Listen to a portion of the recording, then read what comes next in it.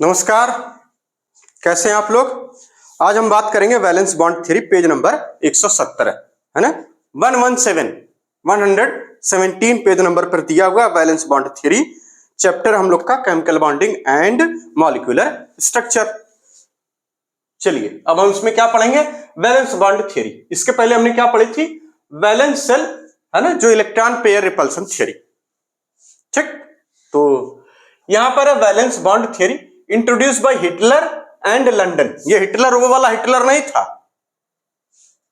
है ना, ये हिटलर एंड लंदन।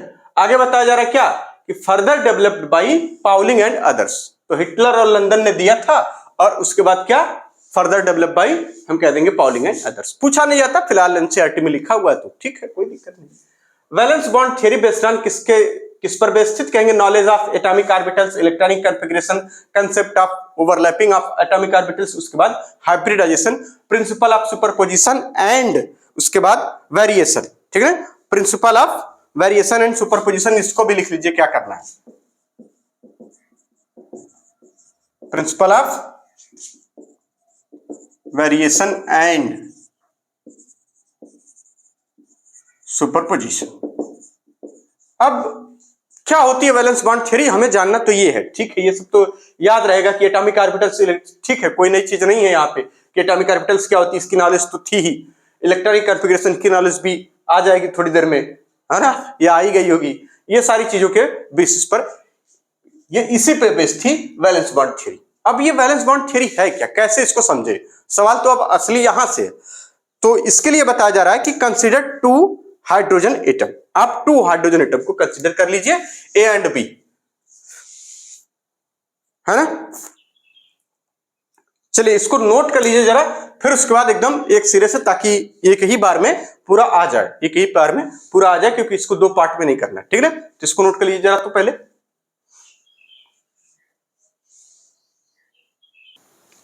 चलिए आगे, अब इसको हम लोग समझेंगे कैसे, ये वैलेंस ऑर्बिटल थ्योरी क्या, वैलेंस बॉन्ड थ्योरी क्या है, इसको समझेंगे। कहा जा रहा है कंसीडर करिए दो हाइड्रोजन एटम। क्या कंसीडर करना है, टू हाइड्रोजन एटम।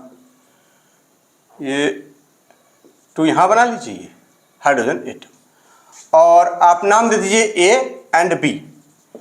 दो हाइड्रोजन एटम का नाम है ए एंड बी, ठीक है, HAHB, इस तरीके से। अब आप क्या करिए कि अगर मान लीजिए दो क्या है, लार्ज डिस्टेंस पर रखे गए हैं, मतलब ये कि एक हाइड्रोजन होगा ये, तो देखिए बड़े आराम से समझेंगे, समझ जाएंगे बहुत आराम से, ठीक है ना। आपने इसको कंसीडर कर लिया और आपने क्या किया कि ये थोड़ा सा और बड़ा बना दे ताकि आपको दिखे भी।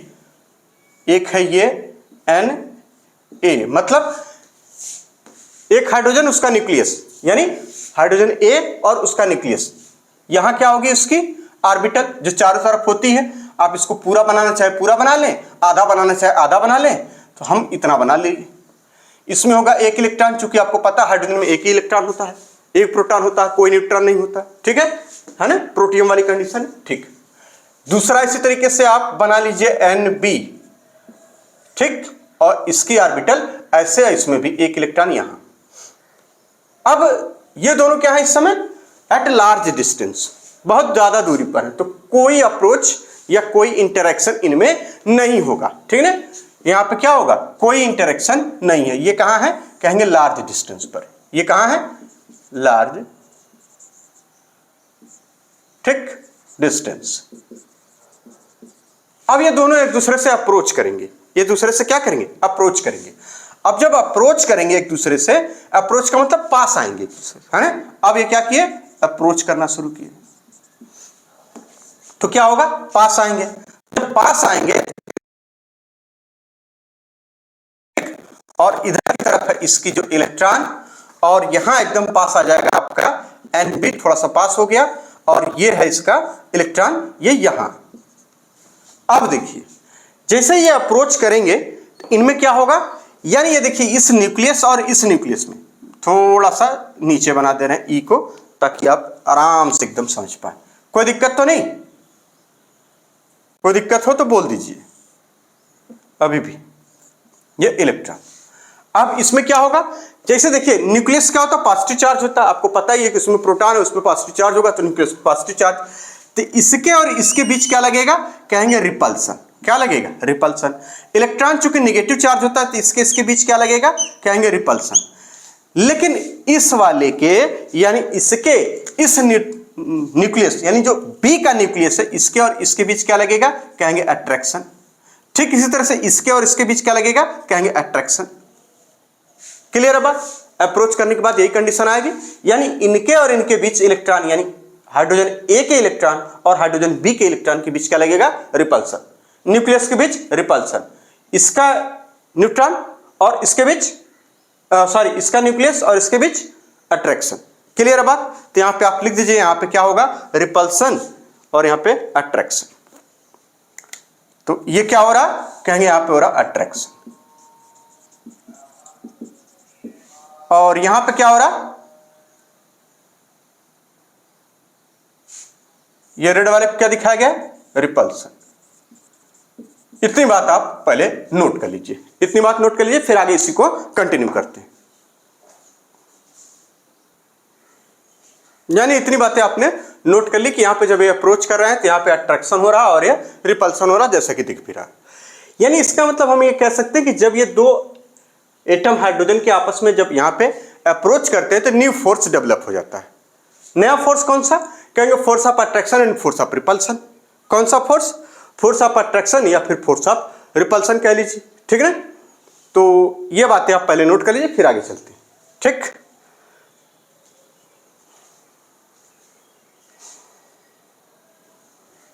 तो इसका मतलब हम ये कह सकते हैं कि when two hydrogen atom approach, ठीक है ना, न्यू फोर्सेस आर डेवलप। अब वो नए फोर्सेस क्या है, फोर्स ऑफ अट्रैक्शन यानी रिपल्सिव फोर्स और अट्रैक्टिव फोर्स। तो यानी न्यू फोर्सेस जो डेवलप हो रहे हैं, जो नए फोर्स लग रहे हैं, वो क्या है, एक तरफ लिख दीजिए रिपल्सिव फोर्स और एक तरफ लिख दीजिए अट्रैक्टिव फोर्स। कौन सा फोर्स, रिपल्सिव फोर्स, और दूसरी तरफ अट्रैक्टिव फोर्स।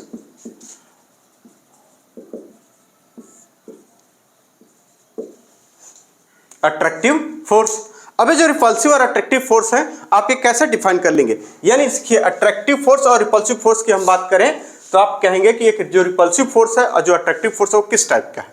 तो आप देखेंगे उसको कैसे, तो कहेंगे अट्रैक्टिव को पहले देखिए, यानी जो ये पहले वाला था कि Na, ठीक, और ये देखिए इसका इलेक्ट्रॉन, ठीक, एक तो इनके बीच ऑलरेडी एग्जिस्ट है जो कि एटम में होता ही है ऐसा, यानी एक तो ये हो गया इस टाइप का पहला। दूसरा यानी Na, ठीक, जो ये था, और इस कौन से इलेक्ट्रॉन के बीच, बी वाले इलेक्ट्रॉन के बीच, जो ये इधर से है, जो ये बी वाला इलेक्ट्रॉन है, ये इसके बीच, ये इस तरीके से Nb, यानी इसके न्यूक्लियस और इसके बीच था, लग रहा था, अभी हमने देखा, ठीक, ये इसका इलेक्ट्रॉन चाहे जहां रहा हो। तीसरा Nb और उसके अपने इलेक्ट्रॉन के बीच, Nb और उसके अपने इलेक्ट्रॉन के बीच, ये काम कर ही रहा था, ऑलरेडी एग्जिस्ट है। और चौथा हम ये कह देंगे कि यानी जो Nb है और ये जो न्यूक्लियस है, इसके साथ जो ये वाला इलेक्ट्रॉन है A का, वो भी अट्रैक्टिव फोर्स काम कर रहा है यहां पर भी। क्लियर है बात। यानी ये कुल 4 अट्रैक्टिव फोर्स जब दो हाइड्रोजन एटम अप्रोच कर रहे थे या अप्रोच करते हैं तो वर्क करता है, जिसमें कि दो ऑलरेडी एग्जिस्ट होता है, यानी कि दो, जैसे Na और उसका इलेक्ट्रॉन और Nb और उसका इलेक्ट्रॉन अपना खुद का, उनमें जो है ऑलरेडी एग्जिस्ट। लेकिन जो दो नए फोर्स हैं वो ये वाला है कि ये Na यानी न्यूक्लियस ऑफ ए हाइड्रोजन, यानी जिसको आप कहते हैं ना एक हाइड्रोजन और दूसरे हाइड्रोजन के बीच, उसके इलेक्ट्रॉन के बीच, यानी इसका न्यूक्लियस और उसके इलेक्ट्रॉन के बीच लगने वाला फोर्स, ये भी अट्रैक्टिव फोर्स है, और यहां पर ये भी अट्रैक्टिव फोर्स है। ठीक इसी तरह से आप रिपल्सिव फोर्स भी कंसीडर कर सकते हैं। रिपल्सिव फोर्स जब कंसीडर करेंगे तो आप क्या कहेंगे कि यानी किसके किसके बीच, इलेक्ट्रॉन ऑफ ए, ठीक, ये देखिए न्यूक्लियस से, चलिए इसको सीधे सीधे लिख दीजिए, इलेक्ट्रॉन ऑफ ए जो कि यहां है और इलेक्ट्रॉन ऑफ बी जो कि यहां है, इसके इसके बीच, एक तो ये हो जाएगा। दूसरा कहां, न्यूक्लियस ऑफ ए, यानी ये देखिए न्यूक्लियस ऑफ ए है और उसके बाद यहां पे है न्यूक्लियस ऑफ बी, इनके बीच वर्क करेगा। क्लियर है बात। अब क्या होगा, जब ये आप देख पा रहे हैं कि इसको फिर से नोट कर लीजिए अच्छे से, फिर उसके बाद आगे चलते हैं। यानी यहां पर रिपल्सिव फोर्स क्या करेगा, इसको दूर भगाना चाहेगा, अट्रैक्टिव फोर्स क्या करेगा, पास लाना चाहेगा। अट्रैक्टिव फोर्स क्या करेगा, पास लाना चाहेगा। तो अट्रैक्टिव फोर्स के नंबर्स क्या हैं, ज्यादा हमारे पास, कुछ को पहले से भी अट्रैक्शन है और दोबारा फिर से अट्रैक्शन है। यहां पर रिपल्सिव फोर्स केवल और केवल अप्रोच के समय है, तो इसका मतलब अट्रैक्टिव फोर्स कुल मिला के overall attractive force is greater then repulsive force, और ये क्या होगा, दोनों पास आ जाएंगे। और जब दोनों पास आ जाएंगे तो उसमें क्या होगी, ओवरलैपिंग होगी, या सिंपली कह देते हैं कि एक बॉन्ड बन जाता है। और वो बॉन्ड क्या होता है, क्योंकि वो शेयरिंग से कहते हैं, यानी अट्रैक्टिव फोर्स की वजह से एक बॉन्ड बनता है। और चूंकि वो बॉन्ड आगे डिटेल में जब हम लोग पढ़ते हैं या पीछे भी पढ़े हैं कि वो किस टाइप का, कि शेयरिंग की वजह से बना हुआ बॉन्ड होता है, जिसको हम कोवेलेंट बॉन्ड भी कह देते हैं। यानी कोवेलेंट बॉन्ड में भी फोर्स ऑफ अट्रैक्शन काम कर रहा है, भले ही इलेक्ट्रॉन की शेयरिंग हो रही है, लेकिन ये शेयरिंग तभी पॉसिबल है कि एक वाले का इलेक्ट्रॉन दूसरे वाले का न्यूक्लियस आपस में अट्रैक्शन फोर्स जो है लगाएं। ठीक, इस बात को नोट करिए, आगे आप चलते हैं। इसका मतलब हम ये कह सकते हैं कि जो न्यूक्लियस और इलेक्ट्रॉन जब अट्रैक्टिव फोर्स काम कर रहा है तो वो दोनों क्या हो रहे हैं, यानी दोनों न्यूक्लियस और उनके मतलब पूरा एटम एक दूसरे से क्या हो रहा है, पास आना चाह रहा है। तो आप जहां रिपल्सिव लिखे थे उसी के नीचे और अट्रैक्टिव नीचे थे, उसी के नीचे डायग्राम बनाइएगा ये वाला, कि वापस से कि यहां पर अगर मान लीजिए ए का इलेक्ट्रॉन था ये, और इसका न्यूक्लियस था ये, ठीक, और इसका न्यूक्लियस है बी का, और यहां है इसका इलेक्ट्रॉन।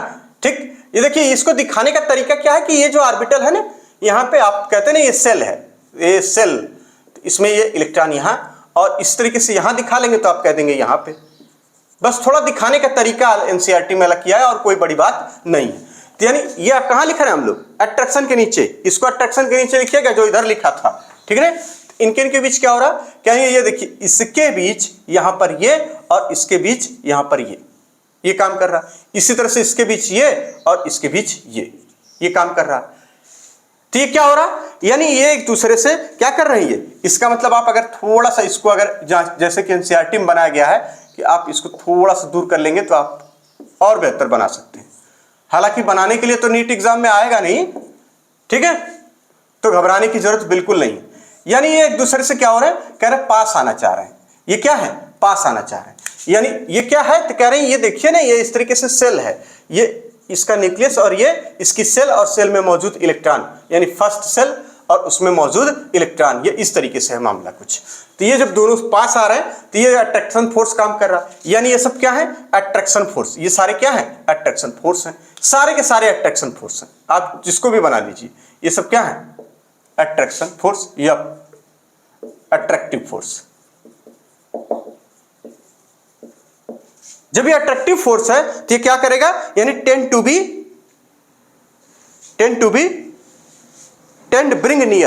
ब्रिंग नियर, ये क्या कर रहा है, एनसीईआरटी की भाषा लिखी गई है कि ये क्या करता है, कहेंगे टेंड टू ब्रिंग, ठीक ना, यानी पास लाना चाहता है। ये अट्रैक्शन वाला मामला है। जब रिपल्सन वाले मामले में हम देख रहे हैं तो वहां पर हमसे डायग्राम जो बनाया कह रहा है वो दूसरा है। वो ये है कि यहां पर आप Na दिखा लीजिए, यहां पर इलेक्ट्रॉन दिखा लीजिए, और उसके बाद देखिए यहां पर आपने इसको दिखा लिया Nb वाले को, और यहां पे इलेक्ट्रॉन दिखा लिया ऐसे। ये थोड़ा सा इसको हम इधर बना दें ताकि जैसा डायग्राम बुक में बना हुआ है, ये बी, ये कहां मौजूद है, कहेंगे ये देखिए इसकी सेल में मौजूद, ऑर्बिट में, ठीक। तो इसके बीच क्या होगा, कहेंगे यहां पे रिपल्सन काम करेगा। इसके बीच क्या काम करेगा, रिपल्सन काम करेगा। और इनके बीच क्या काम करेगा, रिपल्सन काम करेगा। तो यहां पर क्या है, कहेंगे फोर्स ऑफ रिपल्सन या रिपल्सिव फोर्स एग्जिस्ट हो रहा है। कौन सा फोर्स, रिपल्सिव।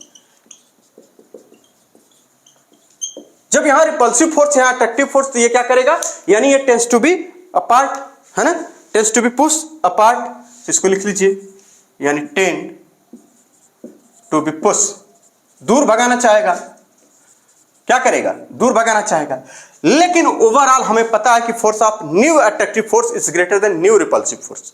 हम ये कह सकते हैं कि पूरा ये अट्रैक्टिव के नीचे लिखना था, या रिपल्सिव को थोड़ा आगे पीछे हमने कर दिया, कोई बात नहीं। आप इसको किसके नीचे लिखेंगे, रिपल्सिव, साफ लिखा हुआ यहाँ पे अट्रैक्टिव, या फिर अलग से भी आप बना के लिख सकते हैं। यानी इसका मतलब ये हुआ कि यानी ये वाला जो अट्रैक्टिव फोर्स है वो ज्यादा है। देखिए जाहिर सी बात है ज्यादा, और ये रिपल्सिव फोर्स कम है।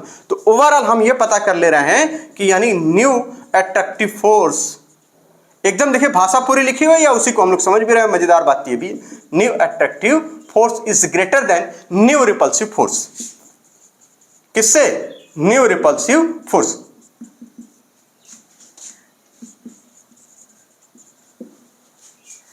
देयरफॉर क्या होगा, हम ये कह सकते हैं कि देयरफॉर पोटेंशियल एनर्जी है ना, अब सिस्टम क्या हो जाएगी, डिक्रीज कर जाएगी। अच्छा, पोटेंशियल एनर्जी डिक्रीज कर जाएगी तो हम कह देंगे कि ultimately attractive force is balanced by, और हम लिख देंगे क्या, अल्टीमेटली, एकदम सेम भाषा लिखिए फिर इसको अभी हम लोग समझ लेते हैं।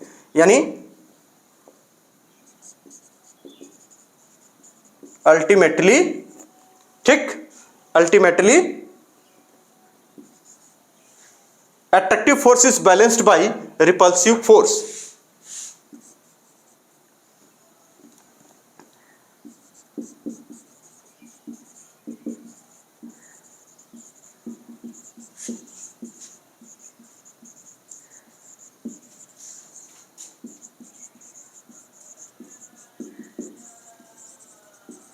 repulsive force and system acquire minimum energy, and system क्या करेगा, एक्वायर कर लेगा minimum energy. And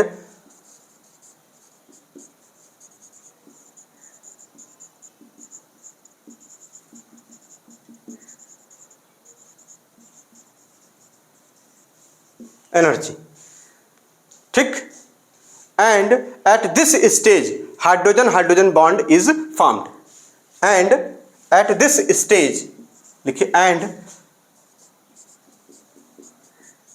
at this stage hydrogen hydrogen bond is formed,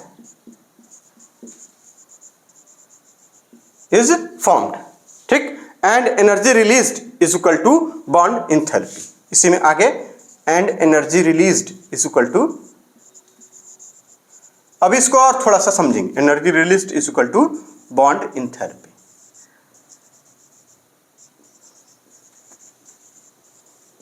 चलिए अब जरा समझते हैं क्या यह मैटर है। देखिए हमने क्या किया कि जब आप यहां पे देख रहे हैं तो पहले वाले केस में क्या था कि हमने यहां दिखाया, तो आपको यह भी पता है कि इसके बीच भी एक फोर्स काम करेगा, रिपल्सिव फोर्स। यहां हमने बस उसको अलग कर लिया, इन्हीं दोनों को मिला दिया था, तो वो पहला वाला डायग्राम आपको बना के दिखाया था, ठीक है, जिसमें यह बताया गया था कि लार्ज डिस्टेंस पर है तो कोई दिक्कत नहीं, आराम से, अरे तुम अपना देखो हम अपना देखें, क्या दिक्कत है। लेकिन जब दोनों हाइड्रोजन पास आ रहे थे, यानी अप्रोच करे एक दूसरे को, तो इसका मतलब उनमें क्या हुआ कि कुछ तो माराधाड़ हुआ, कुछ अट्रैक्शन भी हुआ। तो यानी यहाँ क्या हो रहा है, अट्रैक्शन, और इनके बीच और इसके बीच रिपल्सन। तो हमने देखने को मिला कि यानी कुल 4 टाइप के अट्रैक्शन थे हमारे पास। कहना है कि इसमें पहले तो इनका और इनका आपस में, फिर इनका इनके, इसका और इसका आपस में, यानी इसका आपस में, फिर इनके बीच में, यानी कुल 4 अट्रैक्शन काम कर रहे हैं। रिपल्सन इसी तरह से न्यूक्लियस के बीच और इलेक्ट्रॉन के बीच। तो ये क्या करेगा, ये पास लाना चाहेगा, ये क्या करेगा, दूर करना चाहेगा। जब ये दूर करना चाहेगा, ये पास करना चाहेगा, तो कौन ज्यादा है, तो यानी ये ज्यादा है, तो कहा जा रहा है कि new attractive force is greater than new repulsive force. Therefore यानी कि अट्रैक्टिव फोर्स ज्यादा है तो पास आ जाएंगे। जब पास आ जाएंगे तो इसका मतलब सिस्टम की पोटेंशियल एनर्जी क्या हो जाएगी, डिक्रीज होगी या इंक्रीज, डिक्रीज। क्यों, क्योंकि डिक्रीज में इसलिए कि यहाँ पे फोर्स ऑफ अट्रैक्शन ज्यादा है, यानी ज्यादा है, इसका मतलब फोर्स ऑफ अट्रैक्शन यानी पास रहना चाह रहे हैं या रहते हैं, इस तरह से हम कह सकते हैं। और रिपल्सिव फोर्स कम है, यानी पोटेंशियल एनर्जी हम कह सकते हैं सिस्टम की डिक्रीज कर जाती है। अल्टीमेटली क्या होता है, अट्रैक्टिव फोर्स जो है बैलेंस कर लिया जाता है रिपल्सिव फोर्स द्वारा, और उनके बीच पूरे सिस्टम में कहेंगे कि सिस्टम एक्वायर कर लेता है मिनिमम एनर्जी। और क्या एक्वायर कर लेता है, मिनिमम एनर्जी, और अंततः क्या बन जाता है, कहेंगे हाइड्रोजन हाइड्रोजन बॉन्ड बन जाता है, और जो एनर्जी रिलीज होती है।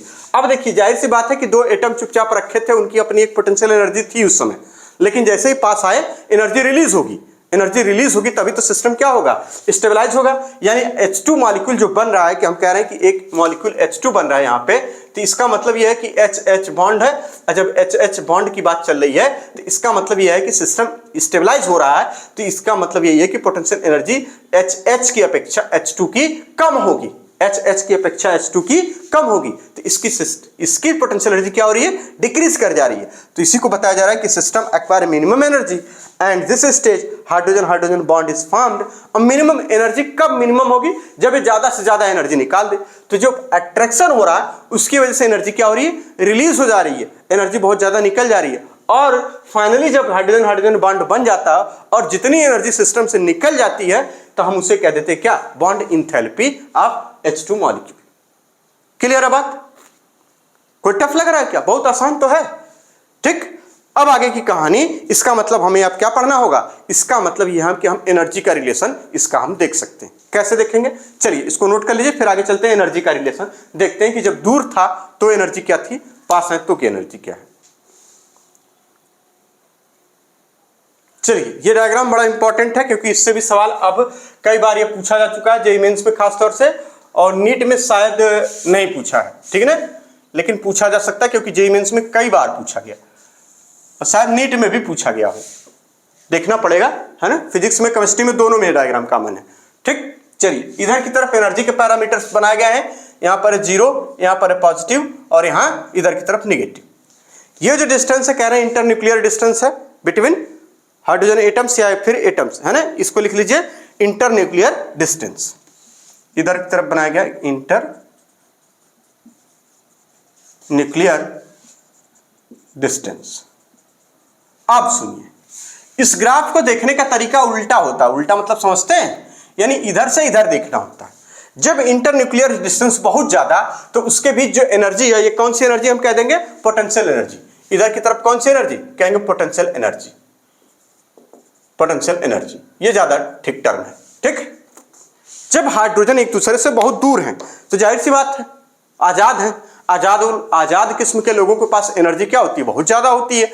यानी इसका मतलब इधर से इधर देखना है इसको, इसका मतलब ये है कि एक हाइड्रोजन यहां और एक हाइड्रोजन यहां, तो देखिए यहां पे क्या है, कहेंगे पोटेंशियल एनर्जी क्या है, ज्यादा है।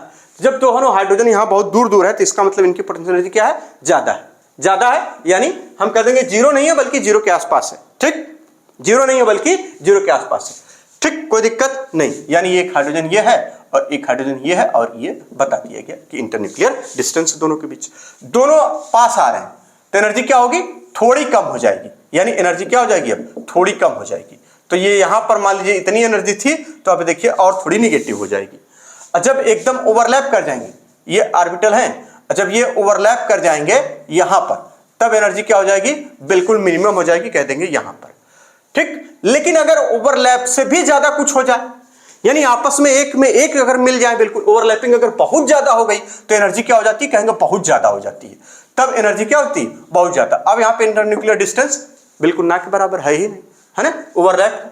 इसका यह मतलब हुआ कि जैसे जैसे एनर्जी, ये देखिए इसको ऐसे और ये इसको ऐसे हम बना लेते हैं। बात को समझिए, यानी जब ये ओवरलैप कर गए प्रॉपर तो हम यहां कह देंगे क्या, कि minimum energy and maximum stability, और उनके बीच जो ये चूंकि हम यहां बना दिए तो आप इसको ऐसे बना लीजिए ना, ये यानी इस पॉइंट पर मिनिमम एनर्जी मतलब ये देखिए एनर्जी क्या है, मिनिमम। तो इस पॉइंट पर लिख लीजिए minimum energy and maximum stability. कौन सी एनर्जी, मिनिमम एनर्जी। कौन सी मिनिमम एनर्जी, जब दो हाइड्रोजन एटम आपस में, उनके एटॉमिक ऑर्बिटल्स आपस में ओवरलैप कर गई है, क्या कर गई है, ओवरलैप कर गई है, या दोनों बॉन्ड बना लिए हैं, तो उस समय उसके पास कितनी एनर्जी है, कहेंगे मिनिमम एनर्जी।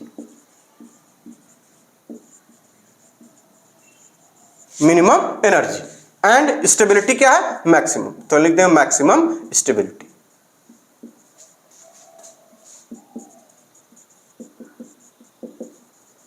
Maximum stability.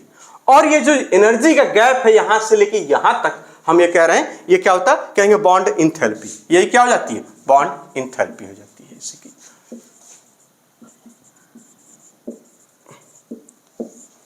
तो ये है कुल मिला के वैलेंस बॉन्ड थ्योरी, जो सिर्फ बॉन्ड को एक्सप्लेन कर रही है एनर्जी के कंसेप्ट पे, फोर्स ऑफ अट्रैक्शन के कंसेप्ट पे, फोर्स ऑफ रिपल्सन के कंसेप्ट पे, एटॉमिक ऑर्बिटल्स की ओवरलैपिंग के कंसेप्ट पे। इस बेसिस पर ये पूरा इसका एनर्जी डायग्राम था, और जो हमने अभी पढ़ा वो क्या था, उसका कंसेप्ट था। क्लियर है बात? फिर से इस डायग्राम को देखिए, ये जो बनाया गया अक्सर ये छोटा सा बना के पूछ लिया जाता है, ठीक है, कि कहाँ पे मिनिमम एनर्जी होगी, कौन से स्टेबिलिटी जहां ज्यादा होगी वो बताइए, कहाँ पे स्टेबिलिटी कम होगी वो सारी चीजें बताइए। देखिए यहां पर हम पोटेंशियल एनर्जी की बात करें, जब हाइड्रोजन, इसको ग्राफ को हमेशा उल्टा देखना रहेगा, याद रखिए उल्टा देखना रहेगा। उल्टा मतलब इधर से इधर देखेंगे, इस ग्राफ को देखने का तरीका यही है, ठीक है ना। इंटरन्यूक्लियर डिस्टेंस जब हाइड्रोजन के बीच बहुत ज्यादा है तो इनकी एनर्जी लगभग 0 है, यानी पोटेंशियल एनर्जी क्या है, ज्यादा है। हम ये कह सकते हैं क्या है, ज्यादा है। जब दोनों अप्रोच की थोड़ा पास पास आना शुरू हुए तो देखिए पोटेंशियल एनर्जी क्या हो रही है, कम हो गई थोड़ी। यानी यहाँ पर क्या, जब ये वाली लाइन आप ड्रा करेंगे इधर से इधर तो आप पाएंगे पोटेंशियल एनर्जी क्या है, यहाँ पर लिखा रहेगा ना, कम हो गई थोड़ी, थोड़ी क्या हो गई, कम हो गई। ठीक, जब इसमें एटॉमिक ओवरलैपिंग हो गई, यानी ऑर्बिटल्स की ओवरलैपिंग हो गई या बॉन्ड बना लिए, तो कह देते हैं कि अब एनर्जी कितनी है, कहेंगे एकदम बिल्कुल मिनिमम है, यानी मोर नेगेटिव है। इसका मतलब मिनिमम एनर्जी है, तो हम कह देंगे कि वहां पे क्या होती है, मैक्सिमम स्टेबिलिटी।